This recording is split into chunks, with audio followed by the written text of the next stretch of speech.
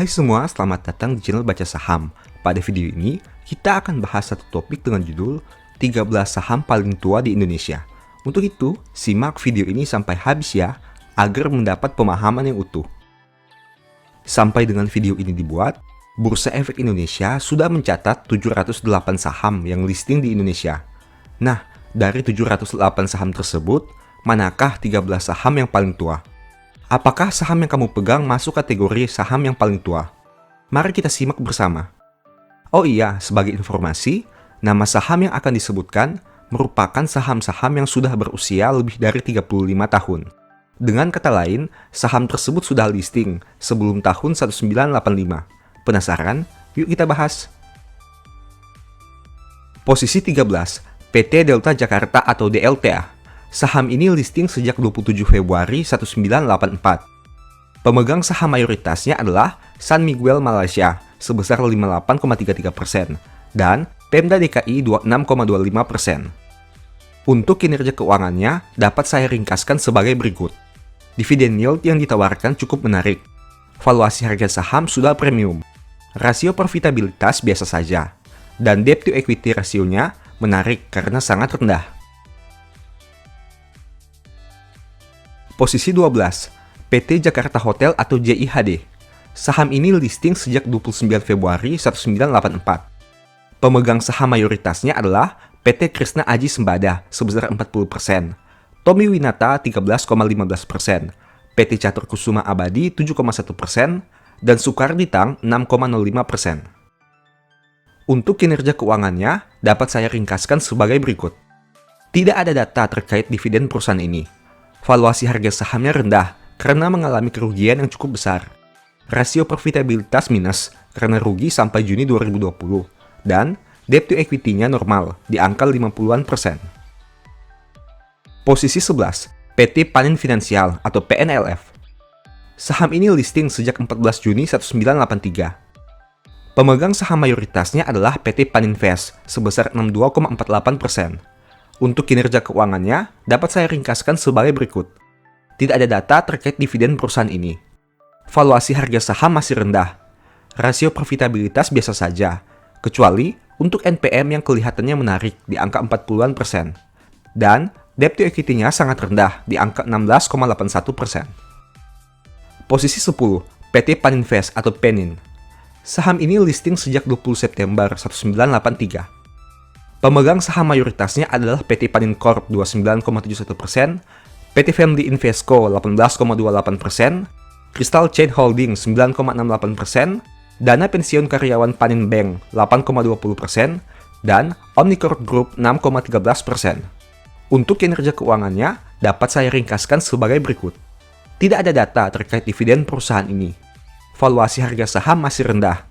Rasio profitabilitas biasa saja, kecuali untuk NPM yang kelihatannya menarik di angka 30-an%. Dan debt to equity-nya cukup rendah di angka 24,45%. Posisi 9, PT Unilever Indonesia atau UNVR. Saham ini listing sejak 11 Januari 1982. Pemegang saham mayoritasnya adalah Unilever Indonesia Holding sebesar 84,99%. Untuk kinerja keuangannya dapat saya ringkaskan sebagai berikut. Dividen yield termasuk rendah di angka 1%. Valuasi harga saham sangat premium. Rasio profitabilitas sangat menarik.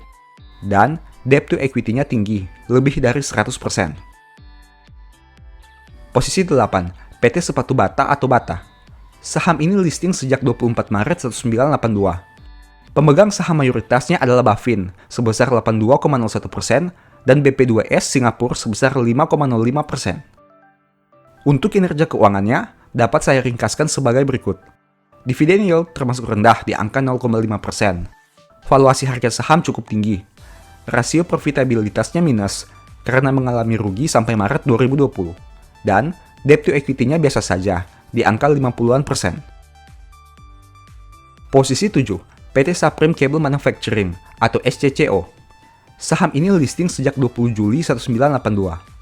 Pemegang saham mayoritasnya adalah PT Tutulan Sukma sebesar 29,67%, PT Moda Sukma 29,67%, dan Furukawa Electric 11,81%. Untuk kinerja keuangannya, dapat saya ringkaskan sebagai berikut. Dividen yield cukup menarik di angka 4-5%. Valuasi harga saham termasuk rendah. Rasio profitabilitasnya biasa saja. Dan debt to equity-nya cukup rendah di bawah 30%. Posisi 6, PT Bank Pan Indonesia atau PNBN. Saham ini listing sejak 29 Desember 1982. Pemegang saham mayoritasnya adalah PT Panin Finansial 46,04% dan Fortran 38,82%. Untuk kinerja keuangannya, dapat saya ringkaskan sebagai berikut. Tidak ada data terkait dividen perusahaan ini. Valuasi harga saham termasuk rendah. Rasio profitabilitasnya biasa saja. Dan debt to equity-nya sangat tinggi, lebih dari 400%. Posisi 5, PT Merck atau MERK. Saham ini listing sejak 23 Juli 1981. Pemegang saham mayoritasnya adalah PT Merck Holding sebesar 74% dan Emidia Export Company sebesar 13%. Untuk kinerja keuangannya, dapat saya ringkaskan sebagai berikut. Dividen yield yang dihasilkan cukup menarik di angka 4%. Valuasi harga saham termasuk tinggi. Rasio profitabilitasnya biasa saja. Dan debt to equity-nya biasa saja di angka 50%. Posisi 4, PT Multibintang atau MLBI. Saham ini listing sejak 15 Desember 1981. Pemegang saham mayoritasnya adalah Heineken International sebesar 81,78%. Untuk kinerja keuangannya, dapat saya ringkaskan sebagai berikut. Dividen yield termasuk rendah di angka 0,50%. Valuasi harga saham sangat tinggi. Rasio profitabilitasnya biasa saja. Dan debt to equity-nya tinggi di angka 180%. Posisi 3, PT Goodyear Indonesia atau GDYR. Saham ini listing sejak 22 Desember 1980. Pemegang saham mayoritasnya adalah The Goodyear sebesar 85%. Untuk kinerja keuangannya, dapat saya ringkaskan sebagai berikut. Tidak ada data terkait dividen perusahaan ini. Valuasi harga saham tidak menarik. Rasio profitabilitasnya minus karena rugi di triwulan 2 2020. Dan debt to equity-nya tinggi di angka 140%. Posisi 2, PT Centex atau CNTX. Saham ini listing sejak 22 Mei 1979. Pemegang saham mayoritasnya adalah Penfabric SDN 30%, Tori Industri 24%, PT Prospect Motor 12%, PT Budiman Kencana 12%, dan PT Eastern Tech sebesar 10%. Untuk kinerja keuangannya, dapat saya ringkaskan sebagai berikut. Tidak ada data terkait dividen perusahaan ini. Valuasi harga saham tidak menarik. Rasio profitabilitasnya minus karena rugi di triwulan 2 2020. Dan debt to equity-nya tinggi di angka minus ribuan persen. Posisi 1, PT Holcim Indonesia atau SMCB.